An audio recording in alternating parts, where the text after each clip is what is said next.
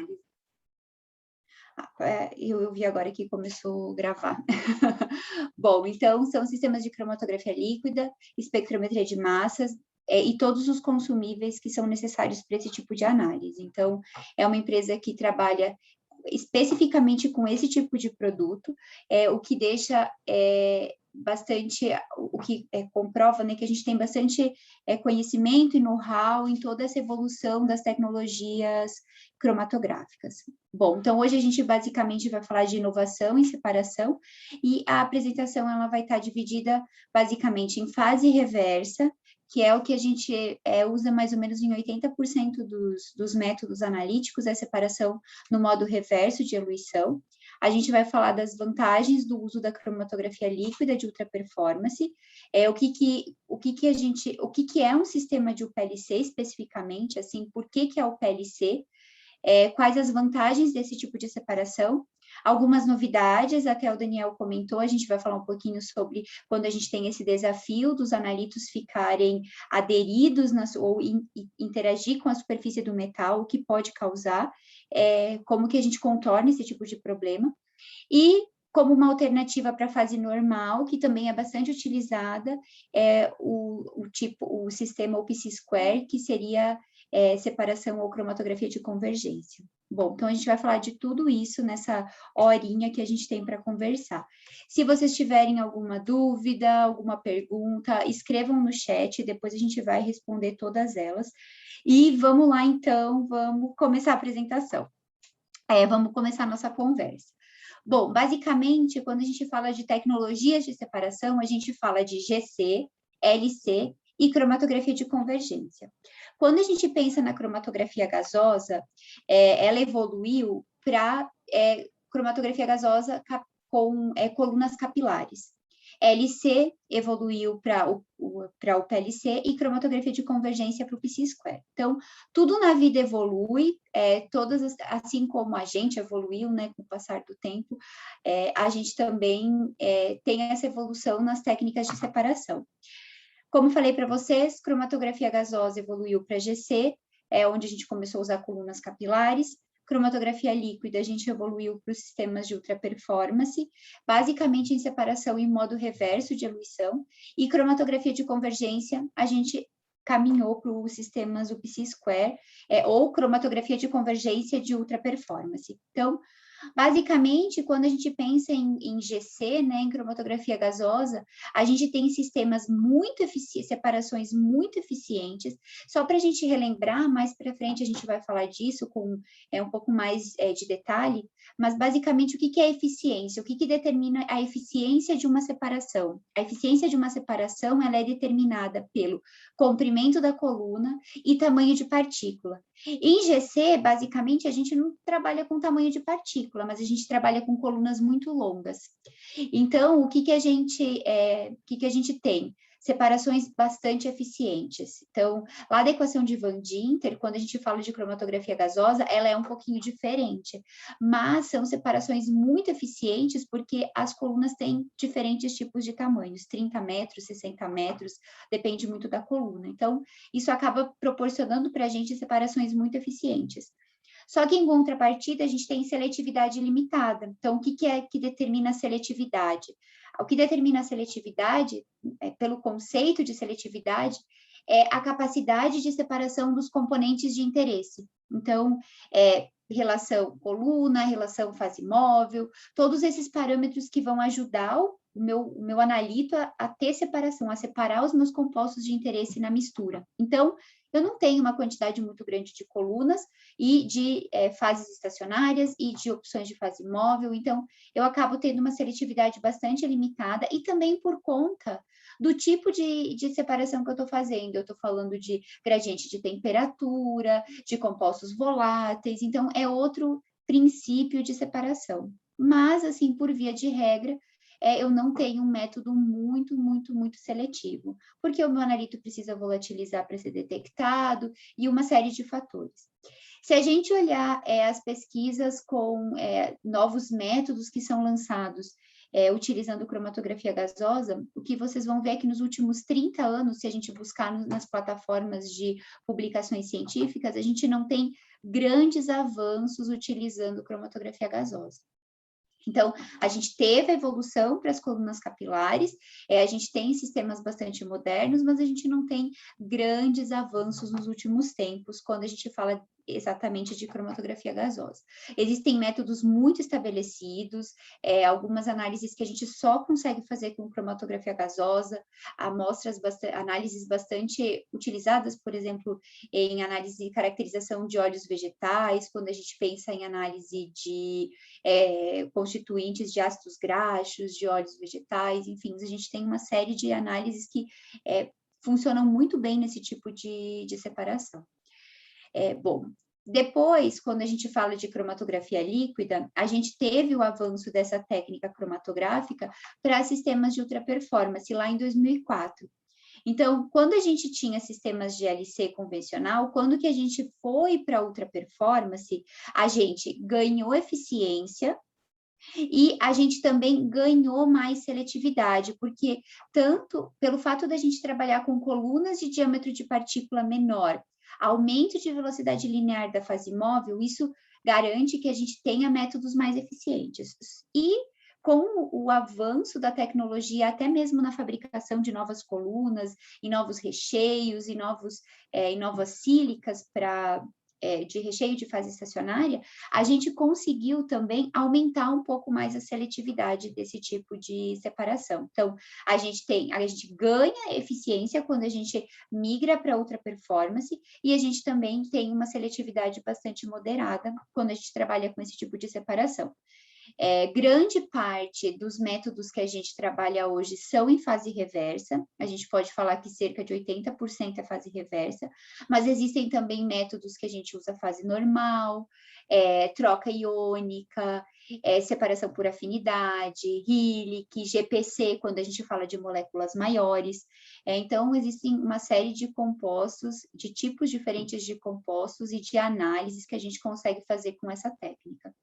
O que vai determinar se eu vou trabalhar com GPC, com troca iônica, com fase reversa, com fase normal, basicamente é a característica da molécula que eu estou separando. Então, por todos esses fatores, a gente pode falar que a gente tem uma seletividade moderada quando a gente fala de separações de ultra performance e de LC também. Então, o PLC deu para a gente mais eficiência, mas a gente tem uma seletividade moderada quando a gente fala de cromatografia líquida no geral.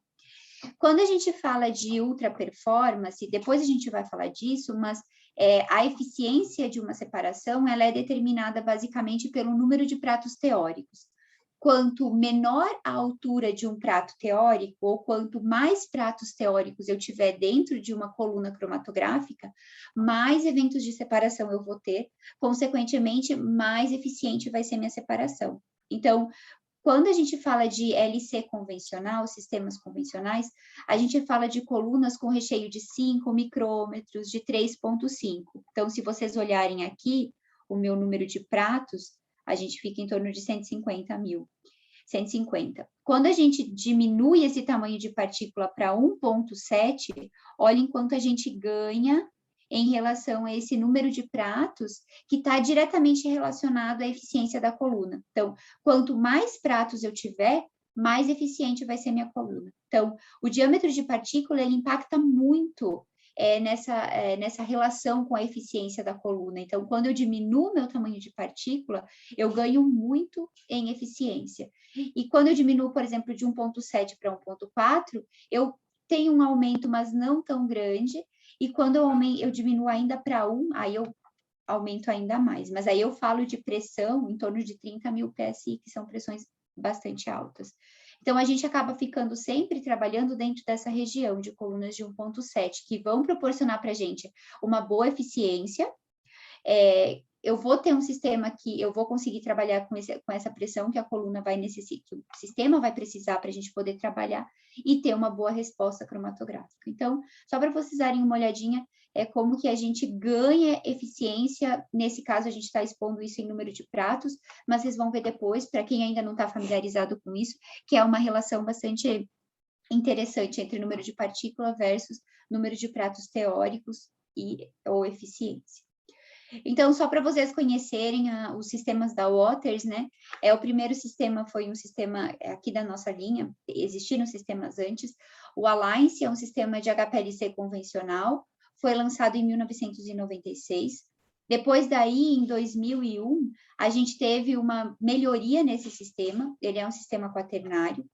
Aí, em 2004, a gente teve o lançamento do sistema de ultraperformance, do PLC. Então, depois desse lançamento do PLC, a gente teve sempre uma evolução bastante grande no desenvolvimento de colunas, de sílica diferente, para que a gente garantisse uma melhor separação e uma capacidade dessas colunas também suportarem pressão maior, pH maior, porque não adiantava de nada eu ter um sistema que suportasse uma pressão ou que conseguisse trabalhar numa pressão de até 15.000 PSI, se a minha coluna de sílica não suportasse essa pressão, por exemplo. Então, esse desenvolvimento de coluna e sistema, ele precisou caminhar junto, para que quando a gente tivesse o lançamento de um sistema de ultra performance, a gente tivesse colunas compatíveis com esse sistema, para que a gente tivesse, sim, essas separações.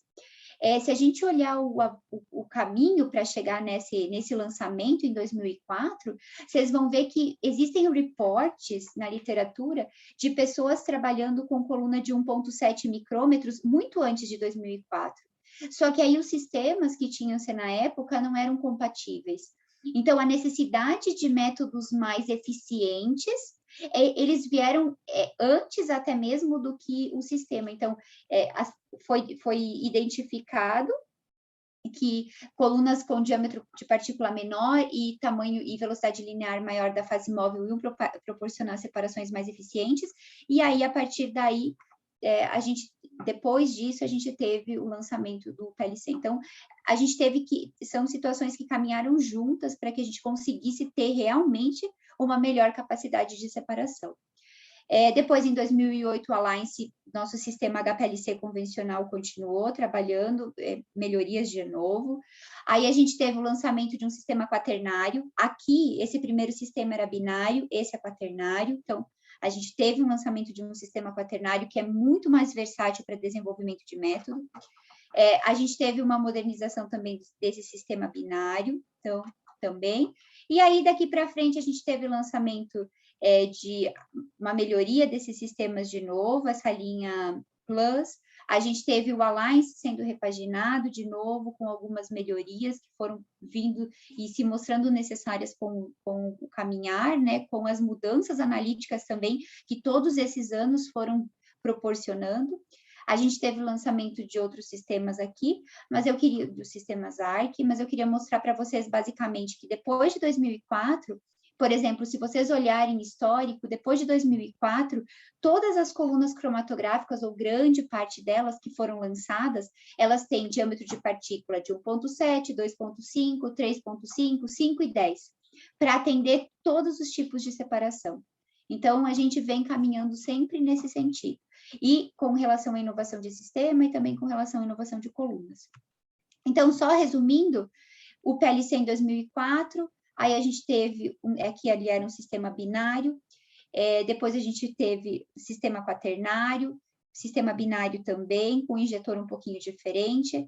Aqui o TIARC, que é um sistema de UHPLC, que ele tem uma característica de dispersão e volume de sistema intermediário. Depois eu vou definir todos esses conceitos com vocês.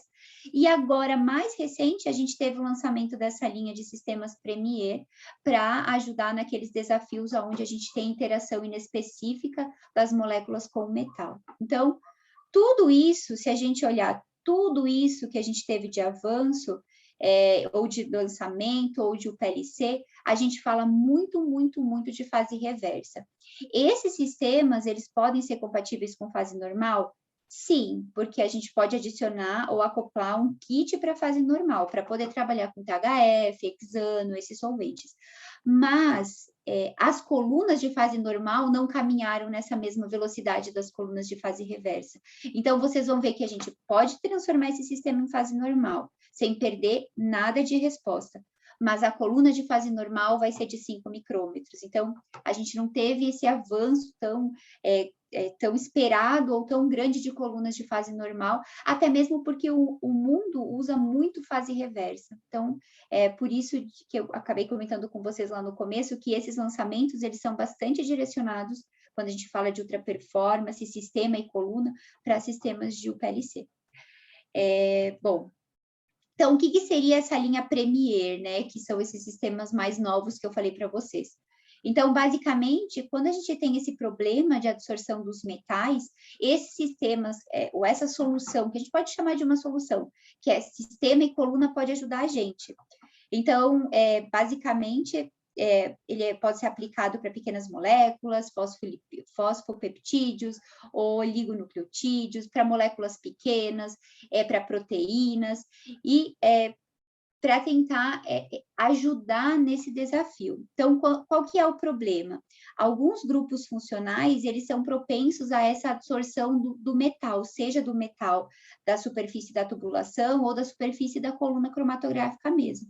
Então, pode ocorrer em qualquer lugar no caminho de fluxo úmido, desde que a amostra é injetada no sistema. E o que eu vou ter de resposta quando eu tenho esse tipo de comportamento? Pouca recuperação dos analitos, às vezes o pico aparece, às vezes não, um tailing muito grande, um alargamento muito grande desses picos, e eu começo a perder a confiabilidade do meu sistema. Eu falo, poxa, como que esse método, nem falo do sistema, do meu método analítico, né? Como que esse método hora dá e hora não dá, né? Por que hora dá certo, hora não dá? E às vezes não é um problema em si do seu método cromatográfico, é um problema dessa interação desse analito com a superfície do metal.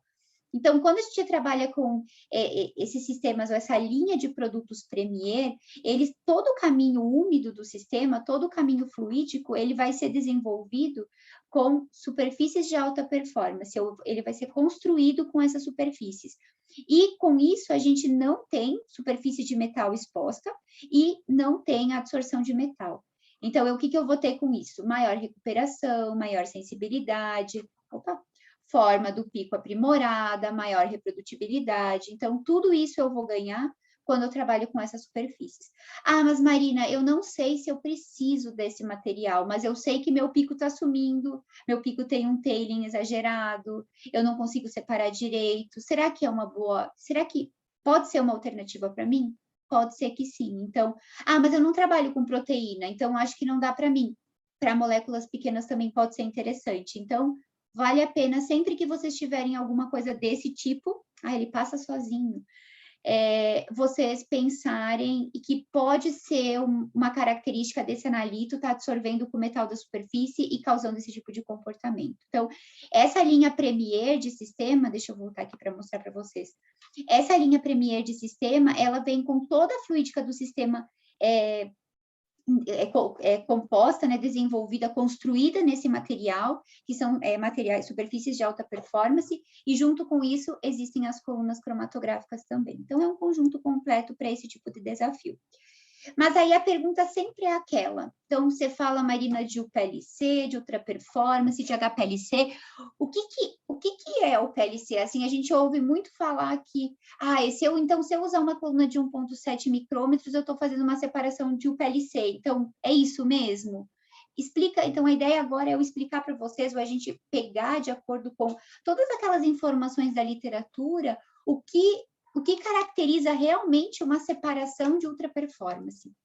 Então, quando que a gente fala de UPLC, a gente basicamente pensa alargamento de banda, pico e resolução, curva de Van Dinter e capacidade de picos. Então, a curva de Van Dinter, ela vai estar associada à eficiência da separação e à capacidade de picos, porque talvez vocês já tenham ouvido falar em algum momento, a capacidade de picos é maior em sistemas de ultra performance, tá, mas só porque a coluna é mais eficiente? Então, a gente vai falar disso um pouquinho mais para frente.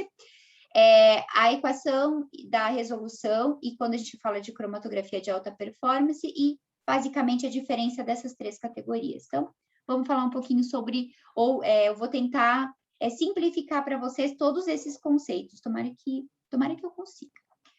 Então, o que é a chave para uma separação de ultra performance, de UPLC? Partículas pequenas, compressibilidade alta e alargamento do pico baixo. Então, quando eu penso nisso, o que eu penso? Partícula de 1,7, que a gente viu lá do primeiro slide, que vai ser mais, eu vou ganhar em eficiência, então eu já vi isso em algum momento, eu sei que se eu diminuir o tamanho da partícula, realmente eu vou ter uma separação mais eficiente. Compressibilidade muito alta, por quê? Porque não adianta eu só trabalhar com uma coluna pequena, de tamanho de partícula pequeno, se eu tiver um sistema com uma tubulação, com um diâmetro interno de tubulação super grande. Porque tudo que eu ganhar de separação na coluna vai caminhar por essa tubulação e eu vou perder esse alargamento muito baixo do pico, que é o meu próximo, que é a minha próxima consideração. Então, eu preciso garantir uma dispersão baixa. Se eu trabalhar com partícula muito pequena, eu vou precisar de um sistema que suporte essa pressão maior que vai ser necessária. E um alargamento do pico muito baixo vai ser basicamente a resposta disso tudo. A resposta de eu trabalhar com partícula pequena e uma pressão maior e uma dispersão baixa do sistema vai me proporcionar um alargamento do pico muito baixo. Então, basicamente, como que é isso de alargamento da banda, né?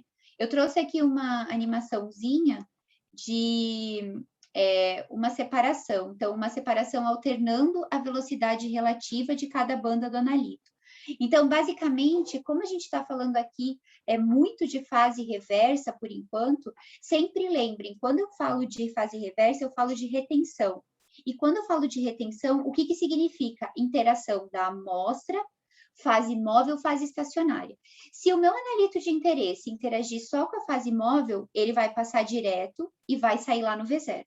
Se ele gostar só do recheio da fase estacionária, ele nunca vai sair dessa coluna. Então, eu tenho que ter uma retenção intermediária. Nesse caso, o amarelo, ele vai sair primeiro, então, porque ele vai se mover mais rápido, porque ele gosta mais da fase móvel, e o vermelho se move mais lentamente, porque ele fica mais retido, porque ele gosta um pouco mais do recheio da coluna. Mas ambos têm que interagir tanto com a coluna quanto com a fase móvel para poder ter uma separação. Dentro daqui da minha coluna cromatográfica, eu tenho bandas de analito sendo separadas.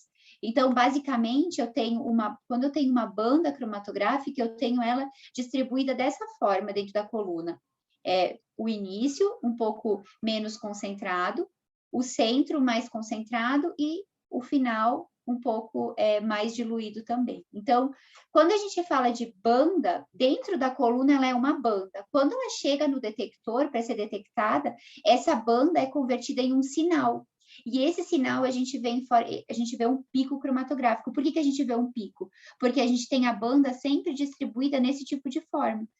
Mais diluída, mais concentrada, mais diluída. E aí a gente vai ter o formato de uma curva gaussiana, que é basicamente um pico cromatográfico. Início, fim e centro do pico. Então, sempre que eu tenho a banda dentro da coluna, essa banda vai ser convertida em um pico cromatográfico quando ele passar pelo detector, tá? E quando ele passa pelo detector, ele vai passar sempre nesse aspecto. Começa mais diluído, o mais concentrado e mais diluído, tá?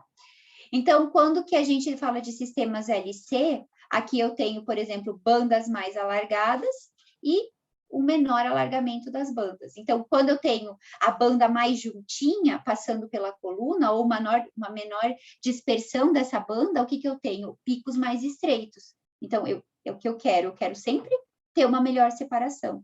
Então, nesse caso, eu tenho a banda mais diluída e, consequentemente, eu vou perder em separação. Tá? Então, sempre, para a gente ter uma melhor resolução dos picos e ter maiores valores de altura de pico e maior sensibilidade, se eu tiver, por exemplo, a banda mais juntinha, mais concentrada, naturalmente eu vou ter uma resposta melhor, tá? Porque eu vou ter um menor alargamento. E onde que acontece esse alargamento? Então, a amostra, independente do sistema cromatográfico, se é HPLC, UPLC, independente do fabricante, independente de qualquer coisa, o sistema sempre vai ser composto por fase móvel, bomba, injetor, coluna, detector e o computador. Então, eu sempre vou ter um sistema composto por esses integrantes. A bomba pode ser para mistura de 2 solventes, de 4 solventes, pode ser de UPLC, pode ser de HPLC. O injetor pode ser automático, pode ser manual. O detector tem vários tipos de detectores que a gente pode selecionar, e a coluna é a separação de de tudo, porque ela acaba sendo o coração, porque a separação vai acontecer dentro dela. Então, independente do sistema, eu vou ter essa constituição. E onde que vai acontecer o alargamento do pico? Desde que a amostra é injetada aqui no injetor, eu começo a ter o alargamento dessa banda. Então, esse bloquinho de amostra é injetado, a fase móvel vai arrastar ele até a cabeça da coluna, então eu já vou ter uma diluição desse meu bloquinho de amostra que foi injetado nesse fluxo de fase móvel que está passando. Então, eu vou ter o alargamento de tubulações, desde que foi injetado até chegar aqui, aí eu vou ter dentro da coluna, devido à separação, interação da amostra, fase móvel, fase estacionária, e fatores vão impactar para eu ter essa separação com picos mais estreitos, com bandas, né, mais estreitas ou mais alargadas, que a gente vai falar depois da eficiência.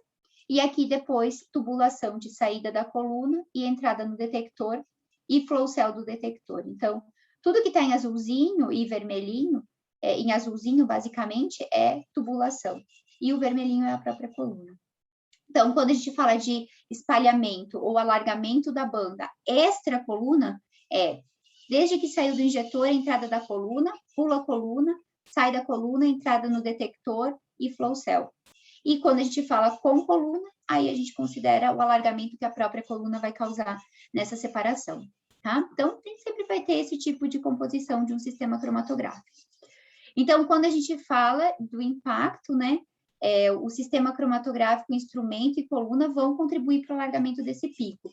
Então, quanto maior a dispersão da banda, né, mais alargado vai ser meu pico, consequentemente, menos intenso ele vai ser. Então, a gente sempre busca ter uma banda, ou o analito mais concentrado, uma banda mais estreita, para eu ter um pico mais intenso. Tá? Minimizar o alargamento dos picos, maior eficiência cromatográfica. Agora, eu falei bastante de eficiência até agora, então diminui o tamanho de partícula, aumenta a eficiência, aumenta a velocidade linear, aumenta a eficiência. O que é eficiência? Então, quando a gente define eficiência mesmo. Então, o que vai ajudar a gente a entender essa definição? A curva de Van Dinter. Então, vamos lá falar dela. O que é eficiência? Eficiência, basicamente, é a medida da qualidade da coluna cromatográfica. Ela vai ser sempre expressa em pratos teóricos. Então, o que significa prato teórico? O prato teórico, ele é proporcional ao número de eventos de separação que eu vou ter dentro da minha coluna analítica. Então, quanto mais pratos teóricos, mais eventos de separação, consequentemente, mais eficiente vai ser minha coluna lá na frente. Então, quanto mais pratos teóricos, melhor. E quanto menor a altura de cada prato teórico, mais pratos teóricos eu vou ter, mais eficiente vai ser. Então, quando eu olhar a minha equação da eficiência, a eficiência vai ser igual ao comprimento da coluna, né, o L, dividido pela altura do prato. Então, se eu tiver uma coluna mais comprida, mais eficiente? Sim, porque eu tenho mais eventos de separação. E se eu tiver uma menor altura de prato, mais pratos eu vou ter, mais eventos de separação eu vou ter, mais eficiente vai ser minha separação. Sim. E como que eu determino a altura de prato? Aí eu falei para vocês também, eu já dei um spoiler mais cedo da equação de Van Dinter. Então, o que é a equação de Van Dinter? Ela vai sempre relacionar a altura do prato teórico com a velocidade linear da fase móvel e o diâmetro da partícula. Lembra que o que eu quero ter? A menor altura de prato possível, para eu ter mais eficiência. Então, cada um desses termos, se a gente olhar o primeiro termo da equação, ele leva em consideração o diâmetro de partícula. Então, o que é esse termo?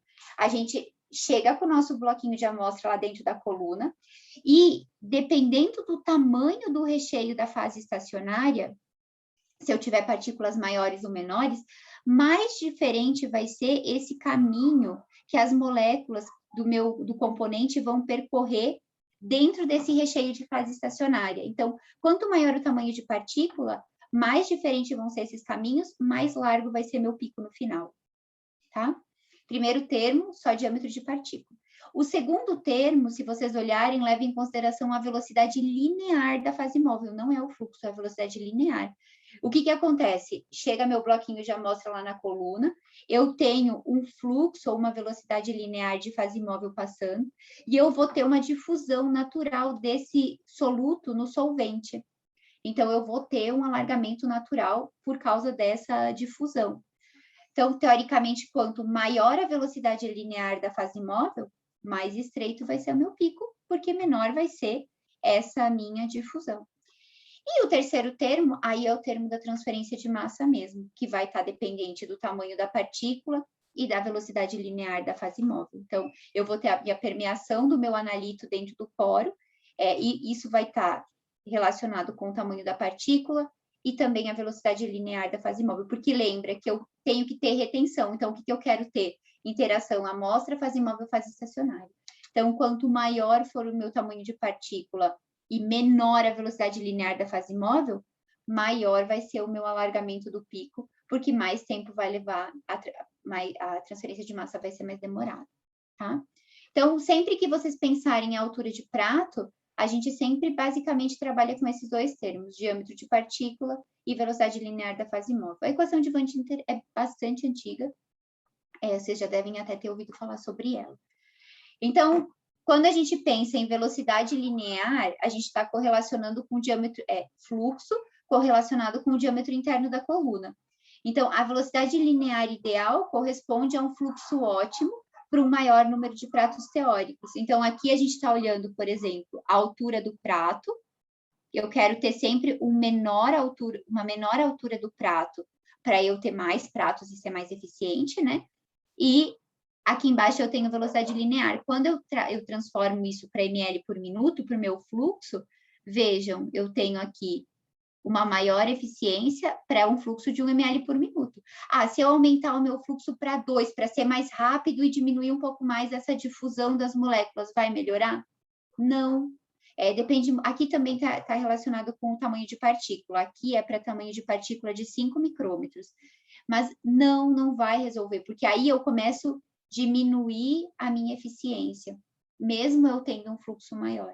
Cada coluna cada tamanho de partícula tem um ótimo de altura de prato versus fluxo de fase móvel. E é importante a gente respeitar isso para eu ter um pico mais estreito. Não é que se eu aumentar o fluxo, eu vou ter uma resposta melhor. Não. Ou então, eu vou pôr mais amostra, eu vou injetar mais amostra na coluna para ver o meu pico mais intenso. Também não é uma relação, essa relação não é sempre assim. Vai chegar uma hora que ao invés de você injetar mais, você ter um pico mais intenso, você vai injetar mais e vai ter um pico mais largo, porque você vai perder sua capacidade de separação, porque você está colocando muita amostra lá dentro.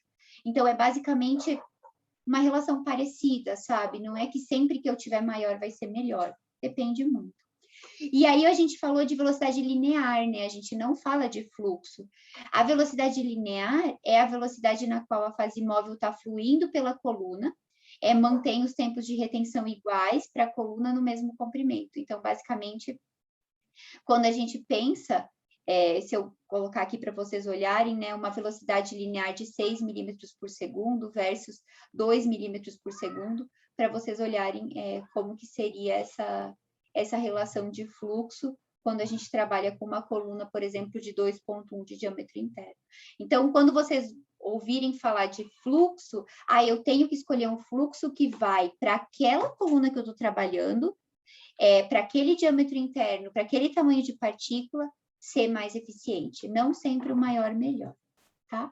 E aqui nesse gráfico, acho que fica fácil da gente ver a altura do prato versus tamanho de partícula. Olha só, uma coluna de 5 micrômetros, aqui a gente tem velocidade linear.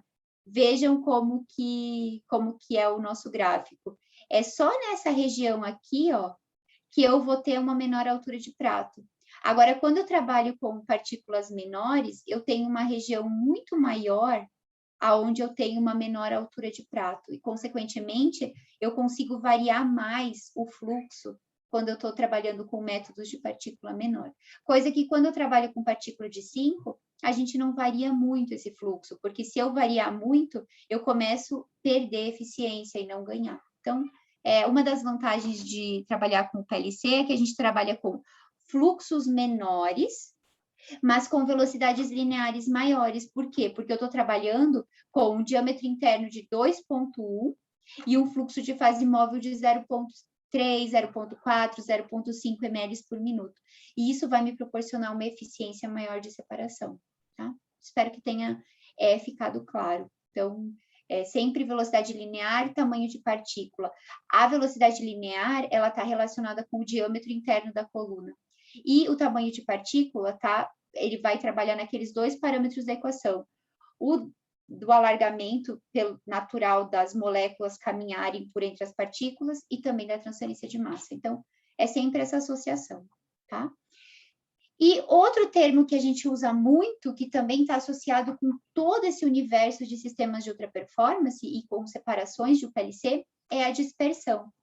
Então, por definição, o que é dispersão? Dispersão é a ampliação de uma banda cromatográfica devido a efeitos sobre a coluna e sobre o sistema. Então, quando a gente fala de devido a efeitos sobre a coluna, a gente está falando de difusão, transferência de massa, todos aqueles parâmetros que a gente discutiu agora, da eficiência.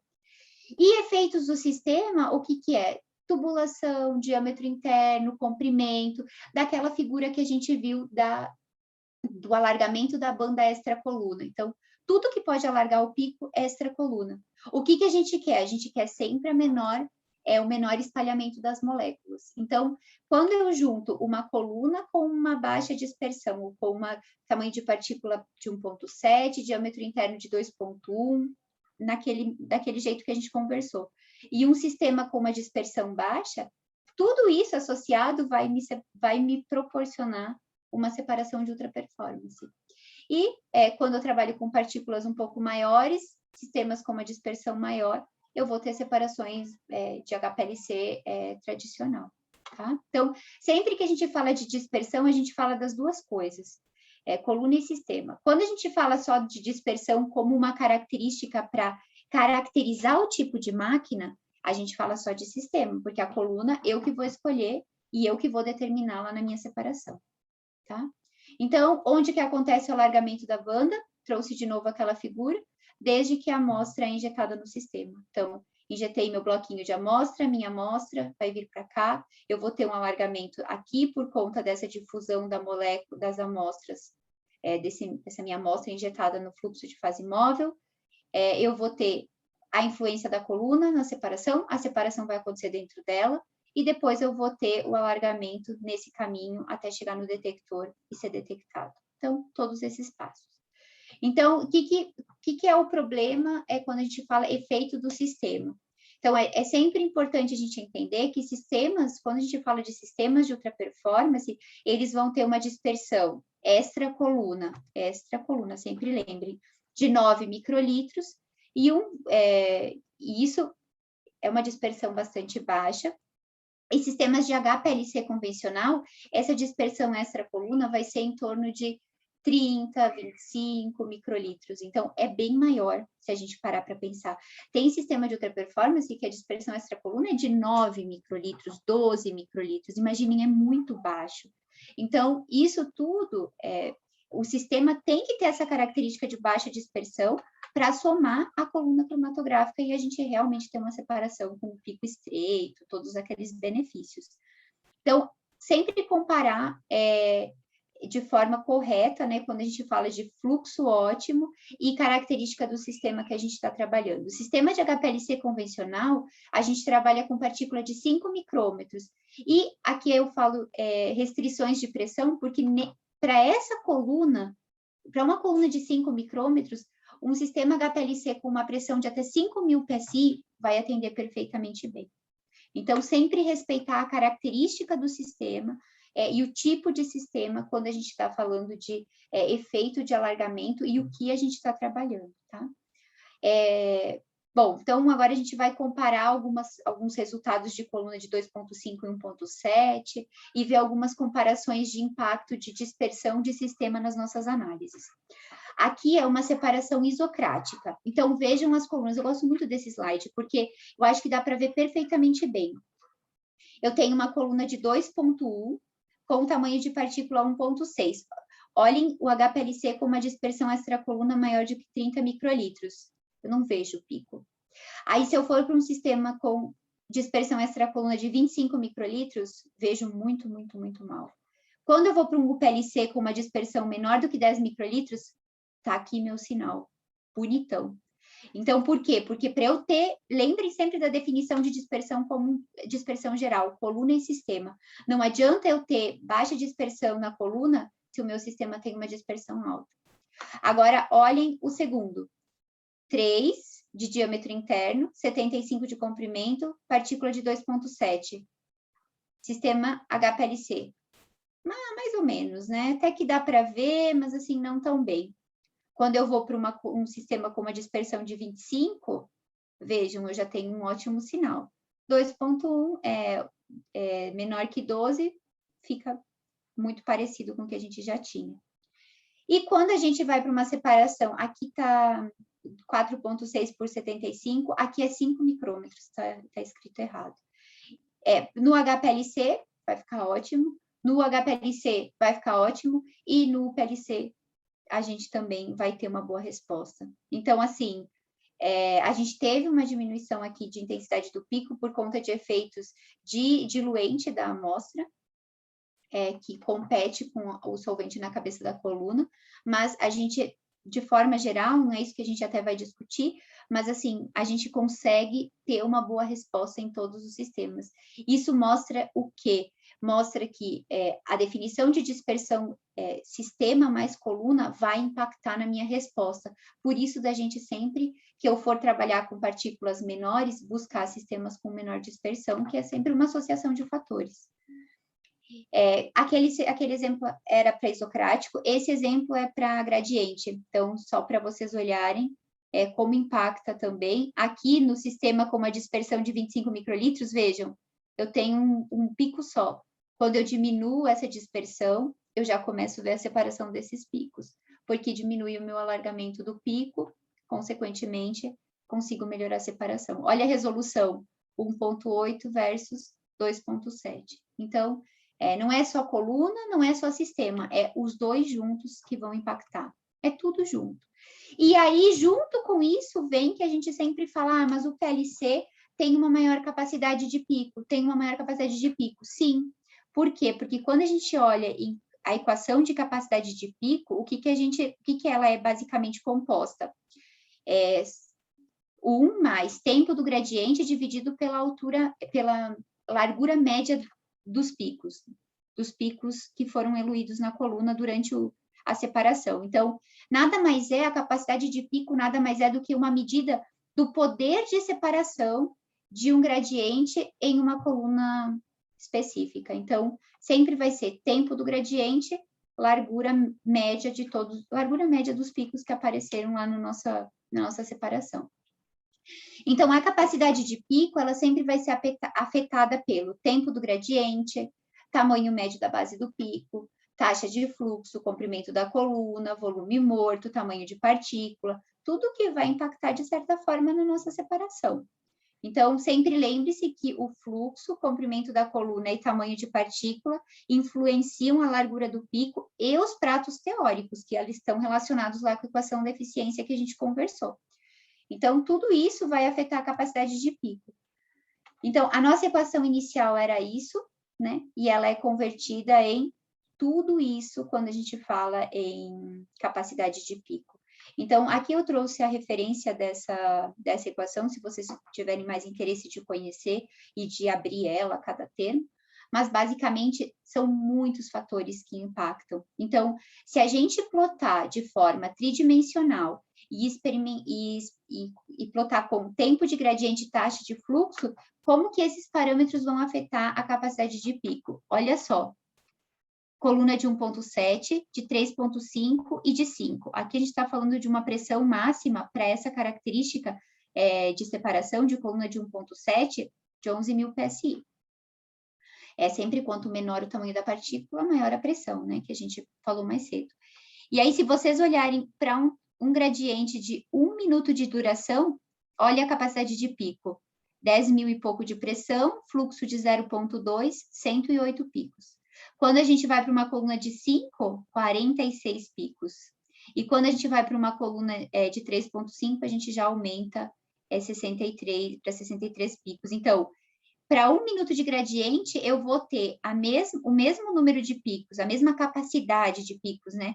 Do que para 4 minutos de gradiente para uma coluna de 3,5 e 16 minutos de gradiente para uma coluna de HPLC convencional de 5 micrômetros. Então, para vocês verem como faz diferença, sim, o tamanho da partícula, velocidade linear da fase móvel, que característica e sistemas de ultra performance quando a gente fala desse tipo de separação. Aumenta bastante a capacidade de pico.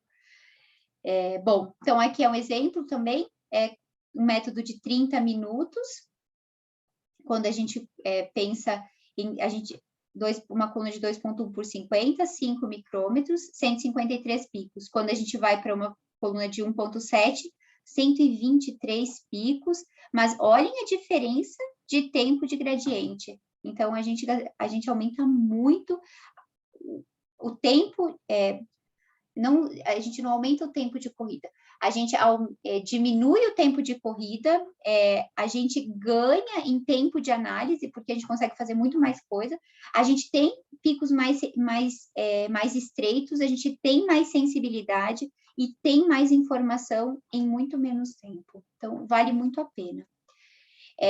Aí a gente falou bastante aqui de isocrático, gradiente, né? Só para a gente definir quando que a gente usa separação em modo gradiente. Quando a gente tem coeficientes de retenção muito diferentes dentro da minha amostra, da minha mistura.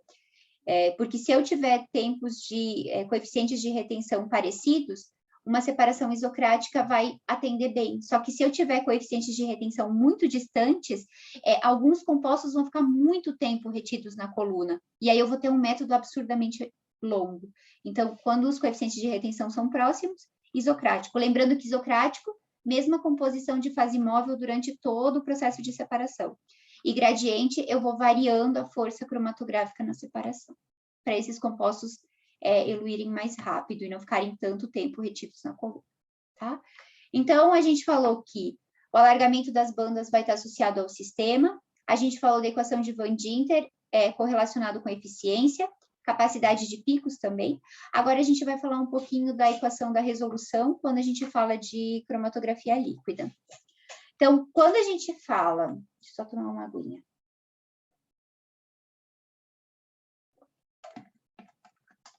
Quando a gente fala de separação em modo fase normal, fase reverso, o que a gente busca?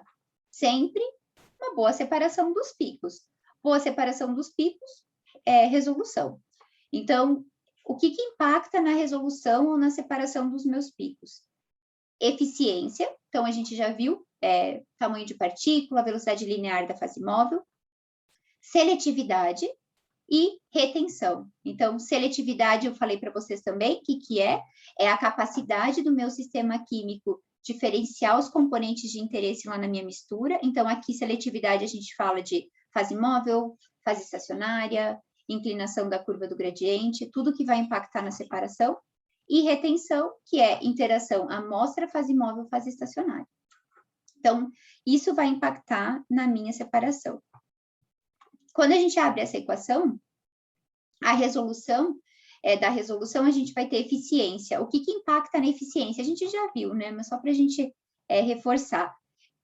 Velocidade linear da fase móvel, tamanho da partícula, moléculas menores, empacotamento da coluna, a dispersão do sistema também. Então, tudo isso vai impactar na eficiência do sistema como um todo. O tipo de empacotamento da coluna, ter o empacotamento apropriado, sem espaço vazio, o tipo de partícula.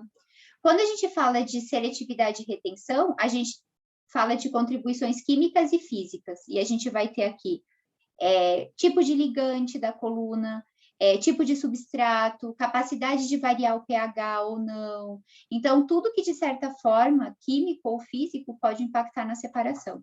Tá?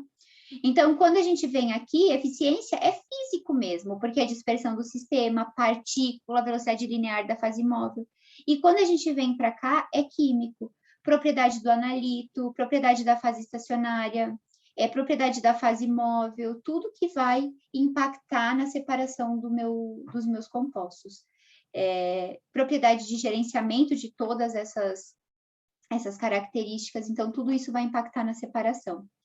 Quando a gente vem para o diagrama da seletividade, a gente tem coluna, pH e solvente orgânico. Basicamente, isso que impacta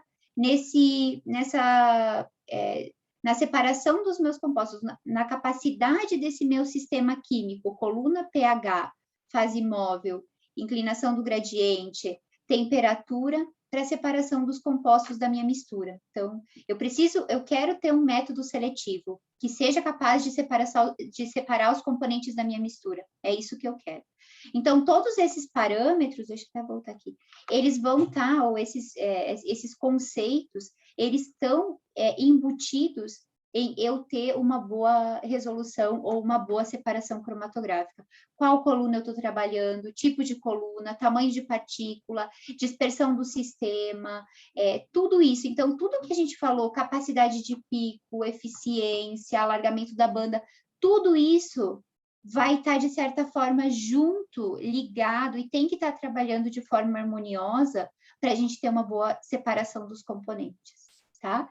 E aí a gente falou de HPLC, o HPLC, o PLC, a gente viu os parâmetros de dispersão, eu falei para vocês também com relação à pressão. Então, sistemas HPLC vão trabalhar com pressão de até 5.000 PSI. Ai, mas Marina, parece tão pouco essa pressão de 5.000 PSI. Parece pouco, só que para um sistema com dispersão de 30 microlitros e que vai trabalhar com partícula de 5 micrômetros, tá mais do que excelente. Porque eu não vou conseguir ter, como eu já mostrei para vocês lá mais cedo naquela comparação de cromatogramas, eu não vou ter uma resposta boa, mesmo que a pressão atender com uma coluna de 1.7, em um sistema com uma dispersão tão grande. Então, eu não vou conseguir ter uma boa resposta, mesmo que a pressão atenda, porque a dispersão do sistema é muito grande, então não ajuda de nada eu ter uma pressão maior para esse caso, para esse tipo de sistema. Sistemas UHPLC são sistemas intermediários, com dispersão em torno de 25 microlitros, e pressão também intermediária, e o PLC é o que a gente tem discutido. Então, quando vocês olharem aqui, a gente tem uma coluna de 5 micrômetros, 150 de comprimento, injetei 5 microlitros, resolução de 2,28, 10 minutos de corrida.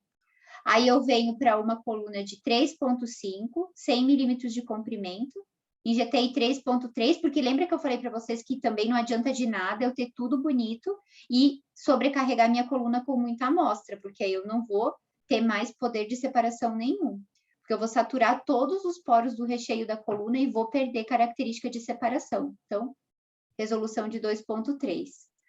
4 minutos de corrida. Aí eu venho para uma coluna de 2,5, injetei 2,5 microlitros, fluxo de 0,5, 2 minutos de corrida. E aí eu venho para o PLC, 1 minuto de corrida, 1,7 microlitros de volume de injeção, 0,6 ml por minuto, resolução de 2,29. Aí eu só quero fazer uma correção, que esse fluxo aqui não é 0,2 ml por minuto, aqui fica em torno de 1 ml por minuto, desculpa, tá digitado errado, tá? Então, o que a gente ganha? A gente ganha tempo de corrida, consequentemente, economia de solvente, e quando a gente trabalha com separações de UPLC. Aqui é um outro exemplo, se vocês olharem partícula de 10 micrômetros, 5, 3,5 e 1,7, também vejam a diferença de tempo de corrida que a gente tem quando a gente diminui o tamanho da coluna, a gente ganha em resolução também. E aqui é só para vocês verem na mesma escala, como os picos, quando a gente tem uma partícula de 10, por exemplo, olha como eles ficam mais gordinhos, mais alargados, né, mais dispersos. Então, que é uma característica desse tipo de separação. Eu não posso esperar ter pico dessa forma se eu trabalhar com uma coluna de 10 micrômetros, porque a coluna por si só já vai alargar o pico. Então, não adianta eu ter essa coluna aqui em um sistema com uma dispersão de 9 microlitros, que é um sistema de UPLC, por exemplo. Não vai adiantar, porque a coluna por si só já vai alargar bastante o pico. e eu não vou ter o efeito da ultra performance ou da baixa dispersão. Então, por isso da importância de casar sistema e coluna. Aqui é um outro exemplo também, só para vocês verem, de ganho de resolução e diminui tamanho de partícula. Então, sempre que eu tiver uma coluna de 10 micrômetros, independente do sistema que eu for trabalhar, eu vou ter a mesma resposta. Resposta muito parecida de picos mais alargados, mais dispersos.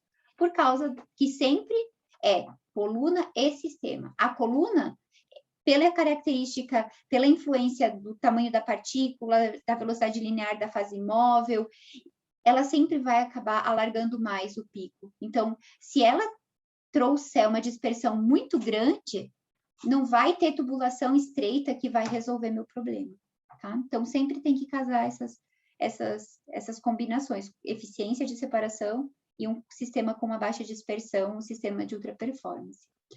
De forma resumida, tecnologia, o PLC vai oferecer o máximo de informação, por unidade de tempo, porque a gente tem maior capacidade de pico também, menor dispersão dos picos. A tecnologia sempre, o PLC baseia-se na teoria cromatográfica, onde a gente vai ter velocidade, eficiência ou resolução, né? E sensibilidade ao mesmo tempo. Então, tudo isso linkado. E quando eu falei para vocês da resolução, é que o que eu busco, né? Eu busco a separação dos meus compostos da minha mistura. E para isso, eficiência, seletividade e retenção vão impactar bastante, tá? Bom, então eu só trouxe aqui para vocês conhecerem os sistemas da Waters, HPLC, a gente tem Alliance e ARC HPLC, sistemas sistemas UHPLC, a Qt Arc, a Qt Premier, que o Premier é aquela linha mais nova que eu falei para vocês no começo, e o PLC são sistemas de ultra performance quaternário, binário e também da linha Premier. Tá? Se vocês verem eles por aí, lembrem que são sistemas da Waters. Tá? Aqui é um outro exemplo de transferência de método. Eu estava olhando aqui meu tempo, mas acho que eu estou com tempo ainda. Então, 15 minutos é aquilo que eu falei mais cedo, né? Mas mesma coluna aqui, só muda as dimensões, 4,6 por 150, 1 ml por minuto, 15 minutos de corrida, minha separação. Aí eu faço uma transferência para um sistema UHPLC, diminuo o tamanho da coluna, porque eu diminuo o tamanho de partícula, diâmetro interno da coluna. 0,8 de fluxo de fase móvel, a gente vai gastar 3,2 ml por corrida. E quando eu vou para o PLC, aí eu tenho 0,6 de fluxo, uma coluna de 1,7, 2,1 de diâmetro interno e 50 milímetros de comprimento, aí eu vou ter 1 ml de gasto de solvente por injeção. Então, é bem rapidinho mesmo, e é bem econômico. Então, vale a pena.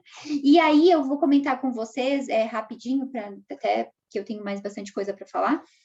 Às vezes, o que vocês podem ouvir em algum momento, eu quero trabalhar com o PLC, é mais eficiente, vai me dar mais informação, eu vou ter maior capacidade de pico, e as pessoas podem falar assim, mas eu ouvi falar que coluna de ultra performance tende a durar menos.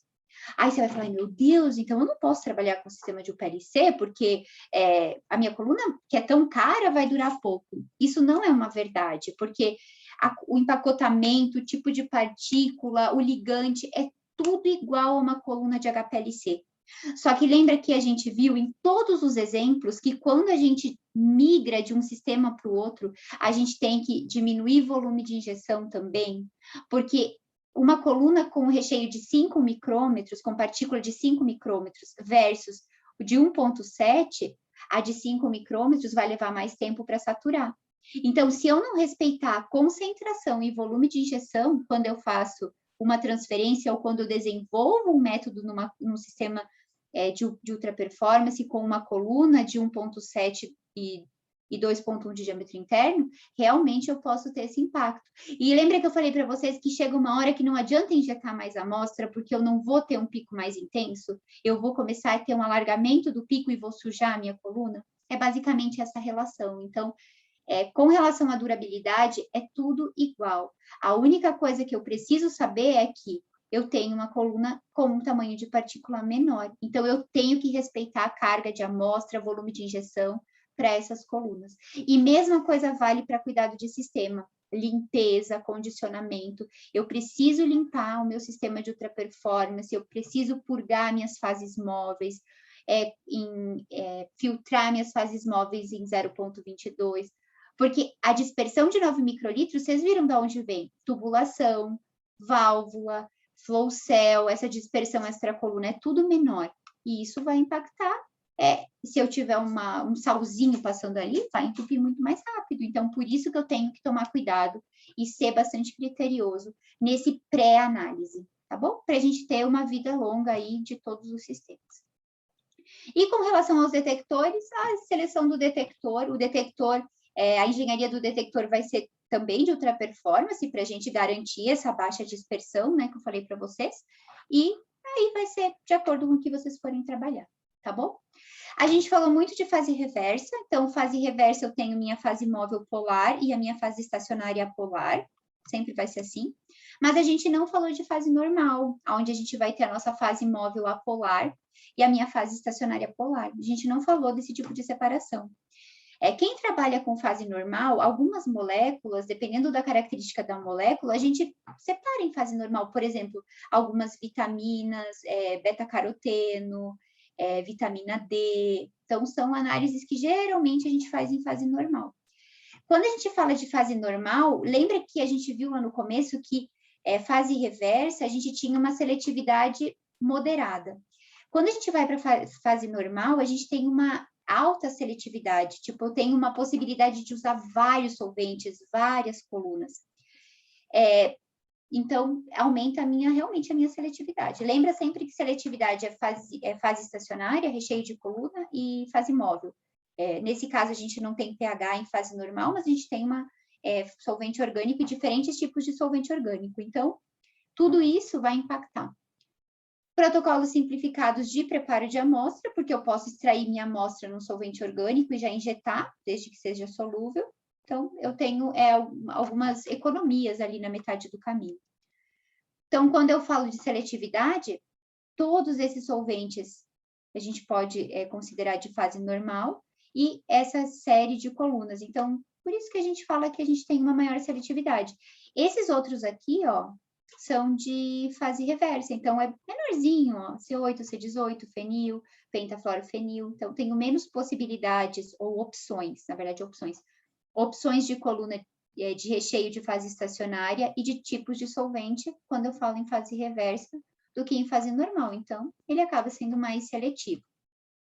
Só que em contrapartida, o que a gente tem de ruim? Solvente orgânico, às vezes é muito difícil fazer gradiente em fase normal, porque os solventes não são solúveis entre si, é incompatível com espectrometria de massas, o que dificulta muito a nossa vida, então acaba que a gente tem tratamento de solvente, descarte de resíduo, quando a gente fala de ambientalmente correto, tudo isso a gente acaba tendo um pouco de pontos a mais para pontuar de forma negativa quando a gente fala em fase normal, além daquilo que a gente conversou mais cedo com relação a tamanho de partícula, avanço das colunas e tudo mais. Então, uma alternativa sustentável e mais fácil da gente trabalhar é a cromatografia de convergência. Vocês estavam pensando que eu tinha esquecido dela, né? Porque eu falei para vocês GC, LC, e eu falei da cromatografia de convergência que evoluiu para o Psi-Square, mas aí eu não toquei nela, porque ela é uma alternativa para a fase normal, eu não esqueci dela, não. Então, cromatografia de convergência, ela apareceu tem bastante tempo que a gente trabalha com ela, mas a de ultra performance é bastante recente.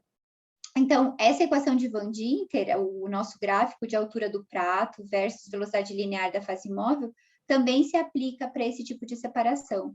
O SFC convencional, tamanho de partícula maior, menor altura de prato. O Psi-Square, ultra performance, colunas com diâmetro de partícula menor, diâmetro interno menor, menor altura de prato, consequentemente, mais eficiência, tá? Então, a gente ganha eficiência quando a gente dá esse passo para a cromatografia de ultra performance de convergência, tá? Então, o que que é isso, Marina? Você está falando, mas o que que é isso? Então, cromatografia de convergência é uma categoria da ciência de separação que promove ortogonalidade e aumento do poder de separação quando a gente compara a cromatografia líquida e gasosa. Então, e a de ultra performance é um sistema de ultra performance que usa CO2 líquido como fase móvel para usufruir dos princípios de seletividade da fase normal, só que a facilidade operacional da cromatografia de fase reversa. Então, basicamente, o que que é? É um sistema de ultra performance composto por uma bomba binária, aonde um módulo da bomba vai ser para bombear esse CO2 na condição de fluido supercrítico, e a separação vai acontecer sempre com uma mistura de CO2 mais um dissolvente.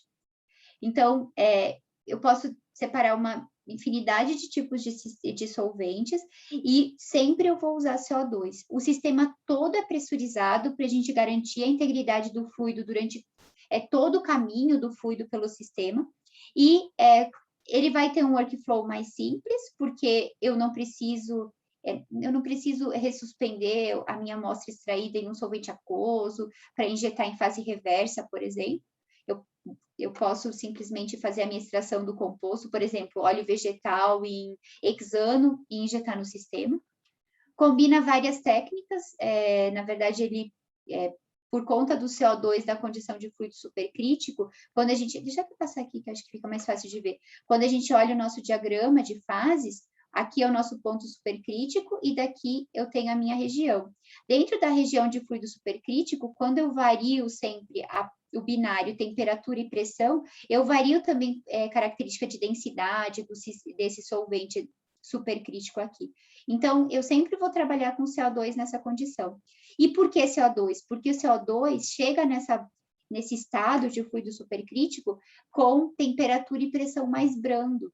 Então, por isso desse sistema, ou de ser muito comum da gente utilizar CO2 como modo de extração, em unidades de plantas de extração de fluido supercrítico. Existem vários grupos de pesquisa no Brasil que trabalham com plantas de unidades de extração também, e ele também é um bom solvente para cromatografia líquida, então por isso da gente usar essa vantagem desse solvente que é ambientalmente correto, disponível na natureza, não é tóxico, como fase móvel, e para a gente conseguir variar seletividade, a gente pode misturar esse solvente com acetonitrila, metanol, isopropanol, para aumentar a quantidade de analitos que a gente consegue separar. Então, se a gente olhar, ele é bastante indicado para separações, uma alternativa à fase normal, né? Separações quirais, separação de isômeros posicionais, estruturais, então, ajuda bastante. Química verde, CO2 acaba sendo um solvente verde, né? E a gente tem essa vantagem de poder dele ser solúvel com vários solventes, o que vai mexer na polaridade dele, e com isso a gente vai conseguir separar uma ampla faixa de solventes. Então, o CO2 na condição de fluido supercrítico, ele é solúvel, né, com todos esses solventes, e por isso da gente ter mais seletividade quando a gente trabalha com esse tipo de separação, porque vejam a quantidade de solventes que a gente pode trabalhar, CO2, que vai ter uma polaridade parecida do heptano, ou seja, bem apolar, só que solubiliza muito bem com metanol, com etanol, com acetonitrila, possibilitando a separação de compostos mais apolares. E uma quantidade bastante grande de fase estacionária também, tá? Então, ele é bem, bem, bem interessante. Como é um sistema de ultra performance, são as mesmas vantagens que a gente discutiu. Economia de tempo de tempo de corrida, redução do consumo de solvente, aqui pelo tempo de corrida e também por eu estar trabalhando com CO2, troca de método é bastante rápido, tenho bastante produtividade, é mais sustentável. Então, todos esses fatores quando a gente pensa nesses sistemas. Mas aí, qual amostra que eu posso analisar com esse tipo de separação? O que a gente já fazia com fase reversa convencional, por exemplo, íons inorgânicos, cromatografia de íons, açúcares, algumas enzimas, aflatoxinas, antibióticos, aminoácidos, a gente vai continuar fazendo com a sua separação tradicional. Aminoácidos fase reversa, aflatoxinas fase reversa, açúcares, a gente faz com aquelas colunas que, fugiu o nome agora, mas é leito composto, que é parte troca iônica, parte GPC, então a gente mantém a cromatografia líquida para essas separações. O que a gente fazia com GC, que é muito GC, por exemplo, hidrocarbonetos, epóxi, nitrosaminas a gente faz bem em fase reversa também. Alguns compostos específicos, há alguns álcoois, a gente continua fazendo em GC. Todos esses compostos aqui do meio, a gente consegue usar a cromatografia de convergência, o Psi-Square para fazer a separação. Ácidos graxos, aminas aromáticas, polímeros, fosfolipídios, vitaminas lipossolúveis, corantes, flavonoides, tudo isso a gente pode usar essa técnica. Então, é uma técnica bem versátil e bem interessante, que pode ser aplicada na rotina, sim, e pode trazer bastante benefício. Então, se vocês tiverem algum desafio que vocês acham que poderia ser aplicado, conversa com a gente, que a gente pode ter certeza se vai dar certo, se não vai dar certo, dando uma olhadinha se a gente tem alguma coisa na base de dados e entendendo se pode ser uma alternativa para vocês. Então, eu trouxe para vocês várias vantagens. Eu falei para vocês de ultra performance, eu falei para vocês da linha de sistemas Premier, para quando a gente tem aquela interação com metal. Eu falei para vocês de uma alternativa à fase normal, que é o Psi-Square, que é um sistema que usa CO2 como fase móvel, que pode ser misturado com outro solvente, aumentando a polaridade ou mexendo na característica de separação. Falei para vocês das vantagens do ultra performance. Bom, era isso que eu tinha programado, deixa eu até ver meu tempo aqui. Eu espero que eu tenha esclarecido algumas dúvidas do que é um sistema ultra performance, das vantagens de trabalhar com colunas de 1.7 e 2.1 de diâmetro interno. Então, de tudo isso, assim, de todo esse universo da cromatografia não é uma ciência exata, vários fatores impactam na resposta, como quem já trabalha deve ter visto. Às vezes você fala, meu Deus, por que está acontecendo isso? Eu já mudei fase, já mudei coluna, já mudei isso. Então, são sempre vários, nunca é uma causa só, sempre é uma sequência de causas. Então, espero que eu tenha esclarecido. Quem ainda não conhece a Waters, como falei para vocês, é uma empresa de cromatografia líquida, a gente está no mercado há muitos anos já, eu não quero falar o ano errado, mas eu acho que ano passado a gente comemorou 60 anos, mas tem muito tempo, bastante confiável. Se vocês quiserem conhecer mais também, entrem no site, o site tem bastante informação. Bom, tomem cuidado com o que vocês veem por aí, sempre lembrem dessas características que eu falei para vocês, coluna, sistema, dispersão de um método de ultra performance tem que ser essa soma de fatores, coluna e sistema. A pressão, na verdade, ela é um parâmetro, mas é uma consequência do que a gente está trabalhando, da coluna que a gente está trabalhando. Espero que eu tenha ajudado vocês. E vamos para as perguntas. Eu sei que vocês têm mais uma palestra hoje, mais acho que no fim do dia, né? Mais à noite. Mas agora está quase acabando o congresso. Espero que vocês tenham aprendido muita coisa, aproveitado bastante, que vocês tenham gostado dessa nossa conversa, que era para ser de 1 hora e foi de 1h15. Divirtam-se com juízo e estou disponível para perguntas. Vou parar de compartilhar aqui, tá bom? Marina, muito obrigado pela ótima palestra. Foi uma verdadeira aula para nós, alunos de graduação, sobre cromatografia e a linha de produtos cromatográficos da Waters. E vamos começar agora a sessão de perguntas e respostas do público. Bom, para a primeira pergunta, temos o que permite diminuir o diâmetro de partículas para utilizar no PLC? Pensa sempre que é uma associação de fatores. A gente diminui o tamanho de partícula para a gente... Só que eu não posso só diminuir o tamanho de partícula, eu vou diminuir a velocidade, o diâmetro interno da coluna, eu vou diminuir o fluxo de fase móvel, aumentar a velocidade linear da fase móvel e ter uma separação mais eficiente. Lembra sempre que é um somatório de fatores, sistema e coluna.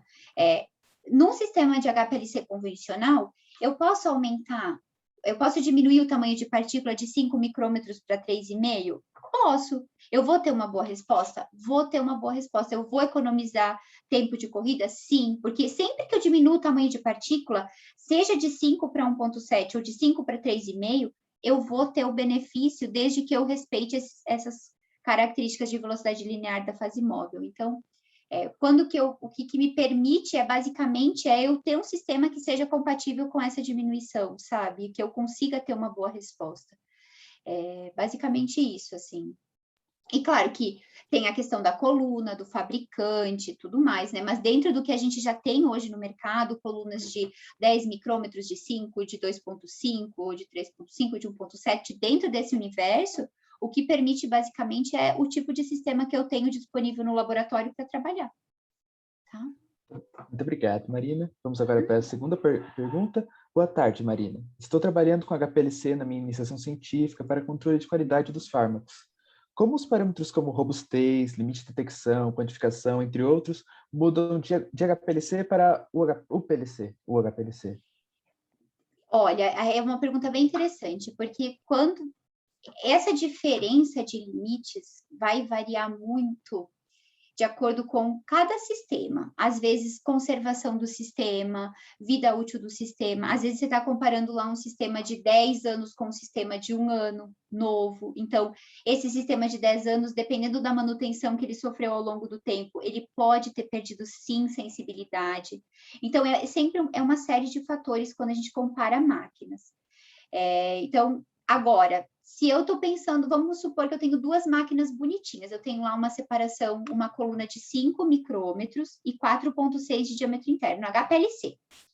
E eu estou fazendo minha robustez, e eu vou rodar em um HPLC e em um sistema de UPLC.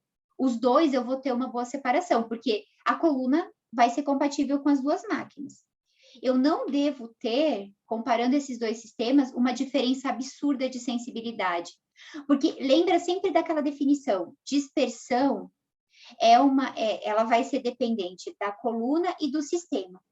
Se a coluna está alargando muito a banda, não vai ser uma tubulação mais estreita que vai juntar, entende? Então, mesmo que eu estou rodando um método de uma coluna maior em um sistema de UPLC, eu tenho que ter uma resposta muito parecida com o que eu tinha lá no meu HPLC.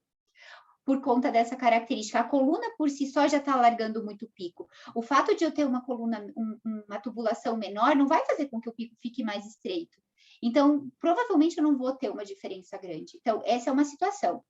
Agora, tem outra situação, que é a engenharia de cada sistema, o quanto que essa engenharia está impactando, o quanto esse tempo de vida desse sistema está impactando. Às vezes, a gente vai comparar um sistema que tem 20 anos de uso, tá? 20 anos é bastante, uns 15 anos de uso, com um sistema que tem, sei lá, foi comprado no passado, sabe? É difícil comparar, é máquina, né? Então, você tem aquele desgaste que pode impactar. Então, assim, tem essas duas situações e tudo isso vai impactar. Como eu falei para vocês, infelizmente ou felizmente, não é uma coisa que 2 mais 2 é 4. Tem vários fatores que impactam, então sempre tenta pensar no macro, sabe? Primeiro. Obrigado, Marina. Agora vamos para a terceira pergunta, que acho que está bem relacionada com a anterior. Como é projetado o tamanho da coluna dos equipamentos? Por que as colunas não são maiores, por exemplo?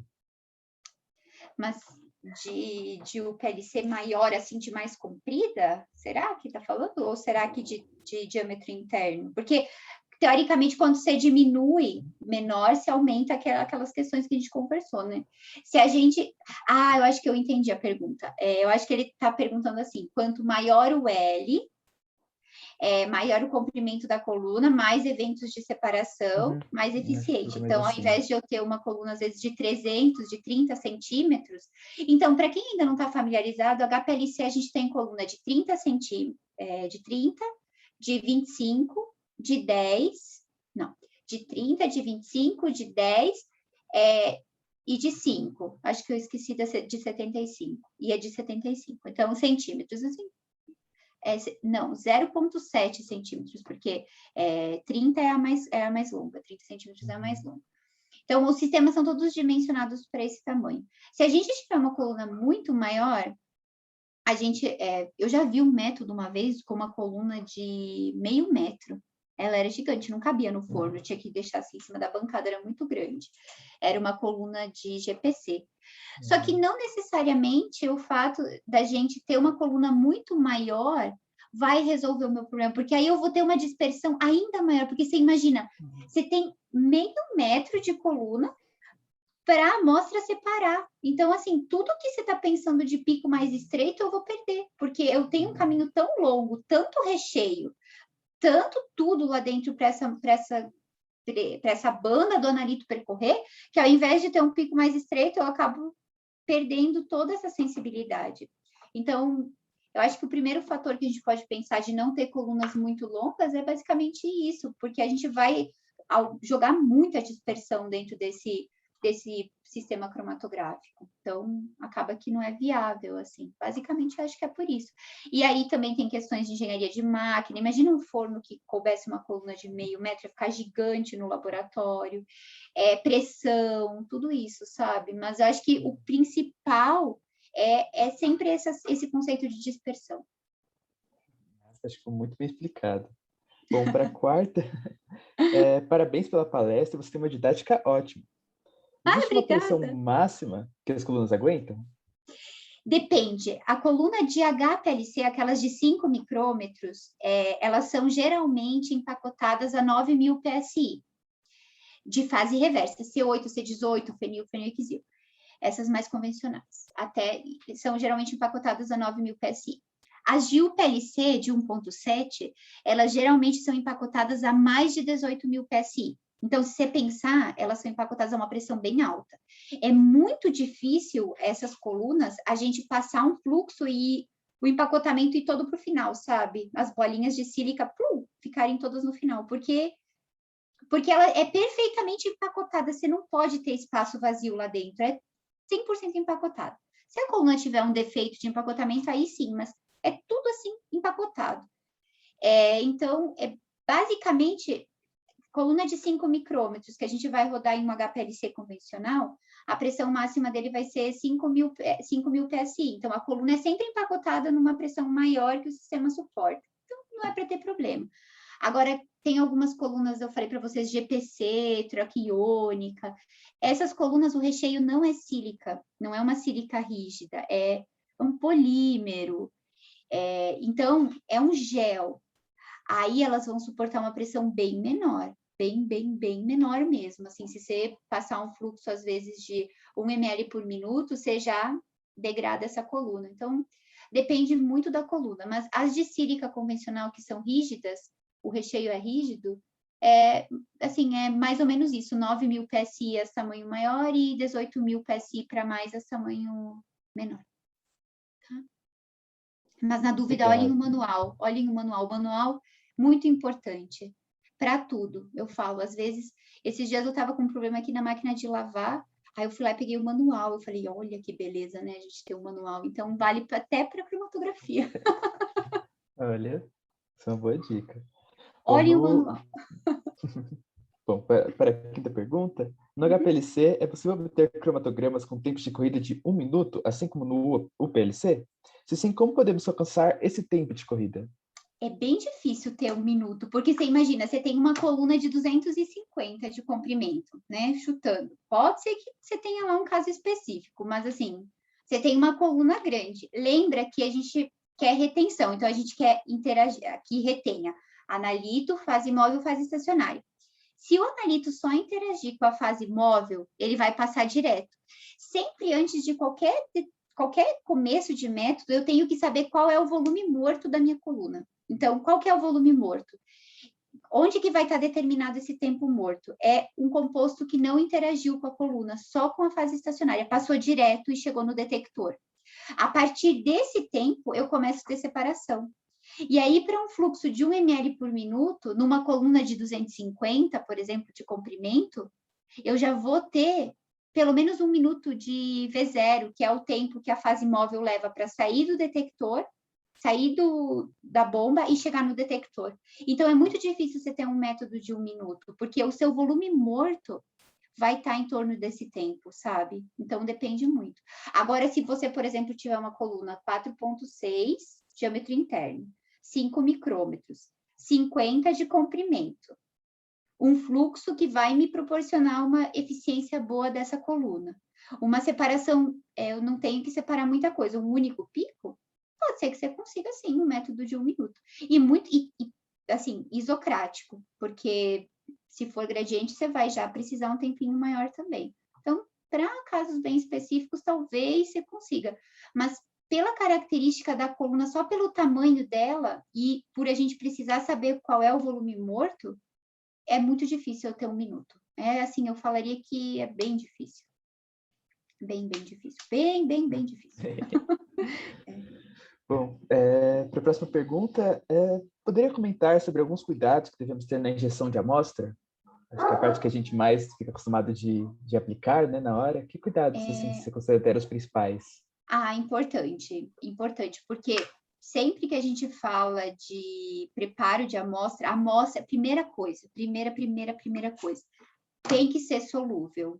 Eu tenho que ter solubilidade da amostra, diluente da amostra e fase móvel. Primeira coisa que eu tenho, o que eu tenho que olhar primeiro? Se a minha amostra é miscível nesses solventes, assim. Eu não posso, por exemplo, ter uma fase móvel, que é 90 água, 10 orgânico, e a minha amostra é dissolvida em diclorometano, porque eu não vou ter solubilidade. Então, primeira coisa, eu tenho que ter solubilidade do meu analito, do meu fármaco, do que for, do meu extrato de planta, na minha fase móvel e no meu diluente. Então, é preciso ter solubilidade. Outro ponto, é muito importante filtrar, porque às vezes a gente não vê as partículas sólidas em suspensão e isso vai entupir o sistema, vai entupir o processo, o injetor. Então, solubilidade, muito importante. Talvez o mais importante de tudo, filtração da amostra. Sistemas HPLC filtra 0,45, sistemas UPLC filtra em 0,22, cada sistema tem sua característica. Compatibilidade do filtro da filtração da amostra com o diluente, porque às vezes você pega um filtro que não suporta 100% de água, aí ao invés de filtrar, você está jogando lá para dentro. Eu tive um exemplo uma vez, muito assim, eu achei bem doido, porque a amostra, se filtrava, ficava bom.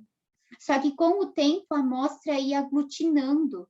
E aí, mesmo que eu filtrasse, ela ia formando microprecipitados e acabava entupindo depois. Então, também é uma questão de estabilidade da amostra, comportamento, também é importante da gente observar. Acho que são os pontos mais importantes, sabe? Solubilidade, o tipo do diluente, compatibilidade com o filtro, esses pontos, assim, quando a gente pensa em tomar cuidado, sabe? Na hora de preparar a amostra. Tá? Obrigado, Marina. Acho que ficou bem claro, assim. Aí, para a sétima pergunta, já estamos chegando às perguntas finais. Tá. Poderia dizer o que são sistemas binários e quaternários, por favor? Acho que no caso das bombas, nesse caso seria, né, da fase móvel. Acho que sim. A gente tem basicamente 3 tipos. Sistema binário, a gente vai ter uma mistura, a gente tem sempre 4 canais. Quaternário eu tenho 4 canais. Aí eu tenho linha A, B, C e D. Eu posso fazer mistura desses 4 canais. E aí eu vou ter uma mistura a baixa pressão. Então, A, B, C, D. Vou fazer a mistura a baixa pressão. Dessa mistura eu vou para a bomba primária. Da primária eu vou para o acumulador. Então, primeiro eu misturo, depois eu pressurizo. O sistema binário, eu vou fazer uma mistura de 2 compostos. Eu vou fazer uma mistura da linha A com a linha B. Então, primeiro vai passar pela bomba e depois pelo misturador. Então, a mistura é a alta pressão. Aí eu tenho isocrático, que eu não vou fazer mistura nenhuma, é sempre 100% da linha A, por exemplo. É basicamente isso. Então, de binário para quaternário, é o número de solventes que você pode misturar. Quaternário são 4 linhas, e a mistura vai ser a baixa pressão. Então, mistura e depois vai para o sistema. E o sistema binário, primeiro passa pela bomba, depois pelo misturador e vai para o sistema. Então, basicamente, essa é a diferença. Acho que muito obrigado, Marina. foi, Não, ficou bem claro, assim, é bom para a gente aprender, né, como são essas partes mais básicas da cromatografia, a gente vai aprender Não um é, às vezes a pouquinho gente fala revisando. também e Uhum. você fica, né, o público varia bastante, assim, mas podem Uhum. perguntar, não tem pergunta ruim, não. Bom, agora para a penúltima pergunta é: boa tarde, Marina. Obrigado pela palestra, aprendi bastante. O Ai, uso de que fluido bom. supercrítico, no caso seria do último exemplo de cromatógrafo que você mostrou, Uhum. vale a pena mesmo sendo muito caro? Além de ser um solvente verde, quais são as outras vantagens do CO2? Ah, é verdade. Ele, assim, é um pouco mais caro porque CO2 aqui no Brasil não é barato da gente adquirir, assim. Tem lugares do Brasil, por exemplo, o Nordeste, e que tem até dificuldade de comprar esses solventes. Então, unidades de extração com fluido supercrítico, em alguns lugares do Nordeste, eles têm muita dificuldade de ter CO2. Talvez esse seja o nosso maior dificuldade quando a gente sai da região sul e sudeste, assim, eu acho que CO2 acaba sendo realmente difícil, apesar de terem laboratórios em Belém que tem esse sistema, mas assim, às vezes um passinho a mais, porque é difícil às vezes de comprar, tem que se programar com muita antecedência e tudo mais. Mas além da gente, ele, com relação a ser mais caro, ele é um pouco, sim, é um pouco mais caro que um sistema de UPLC convencional, né, de fase reversa, porque a bomba dele, o algoritmo da bomba, a engenharia da bomba, ela é feita para bombear CO2. Então, ela vai resfriar, assim, é para CO2 mesmo. Então, a bomba é específica para isso. Porque os sistemas de antigamente, de cromatografia de convergência, era uma bomba de LC convencional, de cromatografia líquida, que bombeava CO2. Então, você nunca tinha reprodutibilidade, porque a bomba não era desenvolvida para isso. Então, ela oscilava mesmo. E você tinha variação de área, de tempo de retenção, de resposta, porque a bomba não era muito precisa.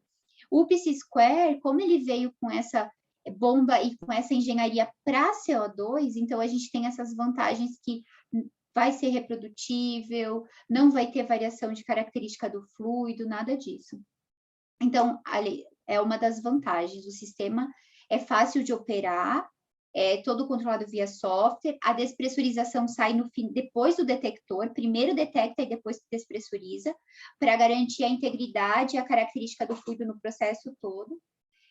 As colunas, elas foram desenvolvidas para eles, não é a mesma coluna do HPLC, porque a primeira versão das colunas de cromatografia de convergência, elas sofriam de um efeito de envelhecimento, porque imagina, não é líquido, não é nem líquido nem gás, é supercrítico com uma solução, nem é supercrítico, é liquefeito, assim. E elas não duravam muito, então as colunas também evoluíram para durar mais, para não sofrer desse efeito de envelhecimento por causa dessa solução. Então é uma série de vantagens, assim, a gente tem colunas robustas, um sistema desenvolvido para isso. Às vezes a pessoa fala, então eu posso ter um sistema híbrido, né? Se eu trabalhar com esse sistema, eu posso trabalhar com 100% líquido e 100% CO2. Não, você não pode, porque ele foi desenvolvido para CO2 e orgânico. Então, ele é bem reprodutível mesmo. Os tempos de corrida são bastante curtos, 1, 2 minutos, 3 minutos. Preparo de amostra, que eu comentei também, que como o CO2 é solúvel tanto em heptano, tolueno, às vezes eu posso fazer minha extração, me veio o exemplo do óleo vegetal, mas eu extraio meu óleo vegetal, por exemplo, da oleaginosa, da castanha, lá no meu SOX com hexano.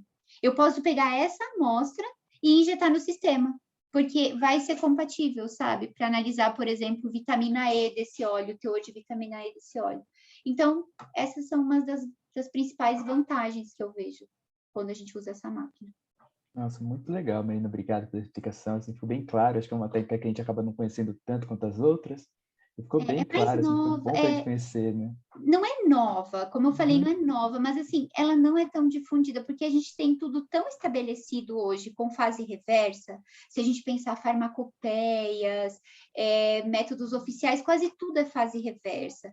Então, é uma técnica um pouco diferente, realmente, assim, quem tem interesse, entra lá no site da Waters, tem bastante coisa, vocês pegaram meu e-mail, também Se vocês tiverem alguma dúvida, alguma coisa, pode mandar mensagem que eu ajudo vocês a entenderem melhor. É uma técnica bem interessante. Bom, e agora vamos para a pergunta final. Eu acho que está bem perto desse finalzinho que você falou da sua pergunta. Sabe me dizer se a Waters possui materiais e vídeos que estudantes podem usar para conhecer mais sobre as técnicas cromatográficas e seus produtos? E aqui eu também deixo o convite, se você quiser também divulgar o seu e-mail, uma forma de entrar em contato novamente, para quem quiser procurar, quiser saber um pouco mais. Lá, eu até esqueci de colocar, eu acho que o site da Waters na apresentação, mas é www.waters.com. Se vocês jogarem lá no Google, vai aparecer. Acho que é um dos primeiros que aparece. Entrem lá, no site tem muita informação. A gente tem tanto informações sobre sistema, quanto informações sobre método, tem muito método também, que a gente chama de nota, application note, nota de aplicação, que vocês podem estar consultando. Tem bastante coisa teórica. Eu posso colocar aqui no chat, acho que se eu colocar no chat todo mundo vai ver, né? Eu vou colocar aqui meu e-mail. E aí, se vocês podem procurar, deixa eu colocar aqui.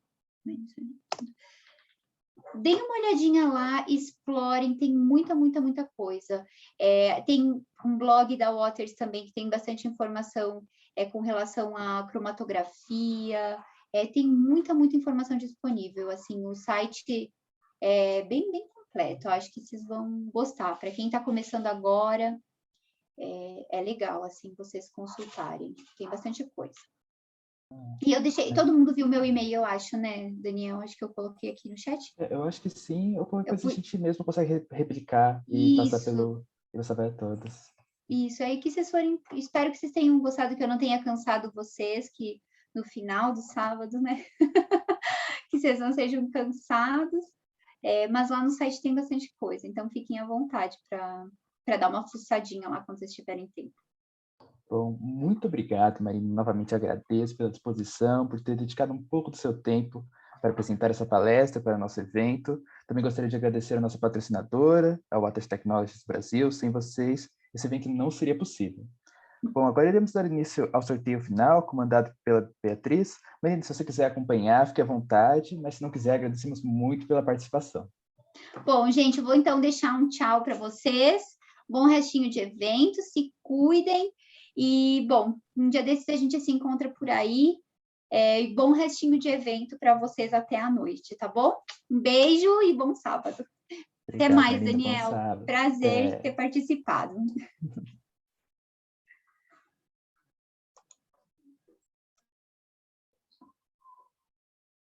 Bom, agora teremos início ao sorteio.